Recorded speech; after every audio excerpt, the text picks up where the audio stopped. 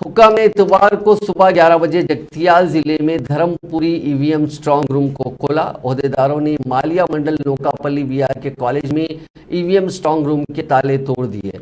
Dharmapuri EVM strong room की चाबियां गायब होने की वजह से हाईकोर्ट के हुक्म पर अहलकारों ने स्ट्रांग रूम के ताले तोड़े।